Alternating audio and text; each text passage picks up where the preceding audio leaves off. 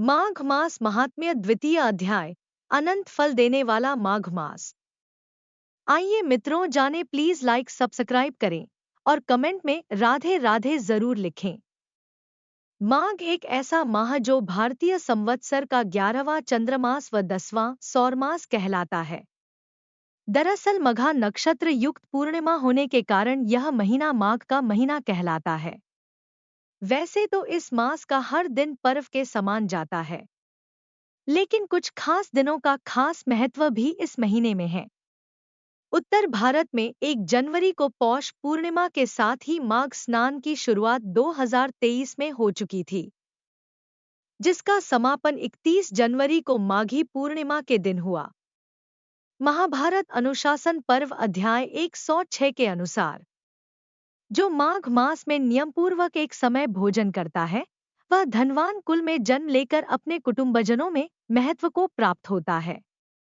पद्मपुराण उत्तर पर्व में कहा गया है, जैसे ग्रहों में सूर्य और नक्षत्रों में चंद्रमा श्रेष्ठ है, उसी प्रकार महीनों में माघ मास श्रेष्ठ है। माघ में मूली का त्याग करना चाहिए। देवता और पितर को भी मूली अर्पण न करें। माघ में तिलों का दान जरूर करना चाहिए। विशेषतः तिलों से भरकर तांबे का पात्र दान देना चाहिए। महाभारत अनुशासन पर्व के 66वें अध्याय के अनुसार जो माघ मास में ब्राह्मणों को तिल दान करता है, वह समस्त जंतुओं से भरे हुए नरक का दर्शन नहीं करता। श्री हरि नारायण को माघ मास अत्यंत प्रिय है। वस्तुत यह मास प्रातः स्नान, माघ स्नान, कल्पवास, पूजाजपतप, अनुष्ठान, भगवत भक्ति, साधु संतों की कृपा प्राप्त करने का उत्तम मास है। माघ मास की विशिष्टता का वर्णन करते हुए महामुनि वशिष्ठ ने कहा है, जिस प्रकार चंद्रमा को देखकर कमलिनी तथा सूर्य को देखकर कमल प्रस्फुटित और पल्लवित होता है, उसी प्रकार माघ मास में साधु संतों, महर्षियों के सानिध्य से मानव बुद्धि पुष्पित, पल्लवित और प्रफुल्लित होती है। यानी प्राणमाघ महात्म्य। राजा के से वचन सुनकर तपस्वी कहने लगा कि हे राजन, भगवान सूर्य बहुत शीघ्र उदय होने वाले हैं, इसलिए यह समय हमारे लिए स्नान का है, कथा का नहीं। सो आप स्नान करके अपने घर को जाओ। अपने गुरु श्री वशिष्ठ जी से इस महात्म्य को सुनो। इतना कहकर तपस्वी सरोवर में स्नान के लिए चले गए। राजा भी विधिपूर्वक सरोवर में स्नान करके अपने राज्य को लौटा और रनिवास में जाकर तपस्वी की सब कथा रानी को सुनाई। तब सूत जी कहने लगे कि महाराज, राजा ने अपने गुरु वशिष्ठ जी से क्या प्रश्न किया और उन्होंने क्या उत्तर दिया, सो कहिए। व्यास जी कहने लगे, हे सूत जी, राजा दिलीप ने रात्रि को सुख से सोकर प्रात समय ही अपने गुरु वशिष्ठ जी के पास जाकर उनके चरणों को छूकर प्रणाम करके तपस्वी के बताए हुए प्रश्नों को अति नम्रता से पूछा कि गुरुजी, आपने आचार, दंड, नीति, राज्य, धर्म तथा चारों वर्णों के चारों आश्रमों की क्रियाओं, दान और उनके विधान, यज्ञ और उनकी विधियां, व्रत, उनकी प्रतिष्ठा तथा भगवान विष्णु की आराधना अनेक प्रकार से तथा विस्तारपूर्वक मुझको बतलाई। अब मैं आपसे माघ मास के स्नान के महात्म्य को सुनना चाहता हूँ। सो हे तपोधन, नियमपूर्वक इसकी विधि समझाइए। गुरु वशिष्ठ जी कहने लगे कि हे राजन, तुमने दोनों लोकों के कल्याणकारी, वनवासी तथा गृहस्थियों के अंत करण को पवित्र करने वाले माघ मास के स्नान का बहुत सुंदर प्रश्न पूछा है। मकर राशि के सूर्य के आने पर माघ मास में स्नान का फल गौ, भूमि, तिल, वस्त्र, स्वर्ण, अन्न, घोड़ा आदि दानों तथा चंद्रायण और ब्रह्मा कूर्च व्रत आदि से भी अधिक होता है। वैशाख तथा कार्तिक में जप, दान, तप और यज्ञ बहुत फल देने वाले हैं, परंतु माघ मास में इनका फल बहुत ही अधिक होता है।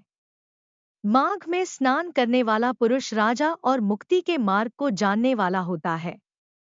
दिव्य दृष्टि वाले महात्माओं ने कहा है कि जो मनुष्य माघ मास में सकाम या भगवान के निमित्त नियमपूर्वक माघ मास में स्नान करता है, वह अनंत फल वाला होता है। उसको शरीर की शुद्धि, प्रीति, शौर्य तथा चारों प्रकार के फलों की प्राप्ति होती है। अदिति ने 12 वर्ष तक मकर संक्रांति में अन्न त्याग कर स्नान किया। इससे तीनों लोकों को उज्जवल करने वाले 12 पुत्र उत्पन्न हुए। माघ में स्नान करने से ही रोहिणी, सुभगा, अरुंधति दानशीलता हुई और इंद्राणी के समान रूपवती होकर प्रसिद्ध हुई। जो माघ मास में स्नान करते हैं तथा देवताओं के पूजन में तत्पर रहते हैं, उनको सुंदर स्थान, हाथी और घोड़ों की सवारी तथा दान को द्रव्य प्राप्त होता है। अतिथियों से उनका घर भरा रहता है और उनके घर में सदा वेद ध्वनि होती रहती है। वह मनुष्य धन्य है जो माघ मास में स्नान करते हैं, दान देते हैं तथा व्रत और नियमों का पालन करते हैं। दूसरों के पुण्यों के क्षीण होने से मनुष्य स्वर्ग से वापस आ जाता है, परंतु जो मनुष्य माघ मास में स्नान करता है वह कभी स्वर्ग से वापस नहीं आता। इससे बढ़कर कोई नियम, तप, दान, पवित्र और पाप नाशक नहीं है। भृगुजी ने मणि पर्वत पर विद्याधरों को यह सुनाया था।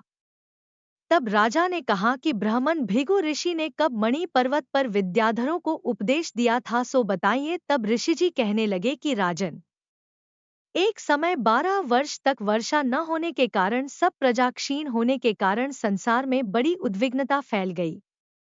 हिमाचल और विंध्याचल पर्वत के मध्य का देश निर्जन होने के कारण श्राद्ध, तप तथा स्वाध्याय सब कुछ छूट गए। सारा लोक विपत्तियों में फंसकर प्रजाहीन हो गया। सारा भूमंडल फल और अन्न से रहित हो गया। तब विंध्याचल से नीचे बहती हुई नदी के सुंदर वृक्षों से आच्छादित अपने आश्रम से निकलकर श्री भृगु ऋषि अपने शिष्यों सहित हिमालय पर्वत पर गए। इस पर्वत की चोटी नीली और नीचे का हिस्सा सुनहरी होने से सारा पर्वत पीतांबरधारी श्री भगवान के सदृश लगता था। पर्वत के बीच का भाग नीला और बीच बीच में कहीं कहीं सफेद स्फटिक होने से तारों से युक्त आकाश जैसी शोभा को प्राप्त होता था। रात्रि के समय वह पर्वत दीपकों की तरह चमकती हुई दिव्य औषधियों से पूरित किसी महल की शोभा को प्राप्त होता था।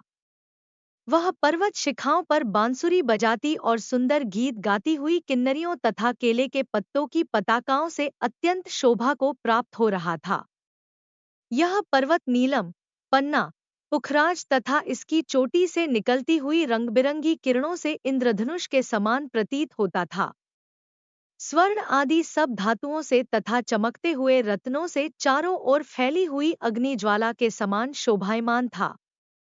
इसकी कंदराओं में काम पीड़ित विद्याधरी अपने पतियों के साथ आकर रमण करती हैं, और गुफाओं में से ऋषिमुनि जिन्होंने संसार के सब क्लेशों को जीत लिया है, रात दिन ब्रह्मा का ध्यान करते हैं।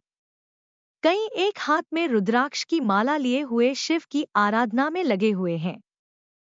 पर्वत के नीचे भागों में जंगली हाथी अपने बच्चों के साथ खेल रहे हैं तथा कस्तूरी वाले रंगबिरंगे मृगों के झुंड इधर उधर भाग रहे हैं। यह पर्वत सदा राजहंस तथा मोरों से भरा रहता है, इसी कारण इसको हेमकुंड कहते हैं। यहाँ पर सदैव ही देवता, गुह्यक और अप्सरा निवास करते हैं। धन्यवाद। राधे राधे।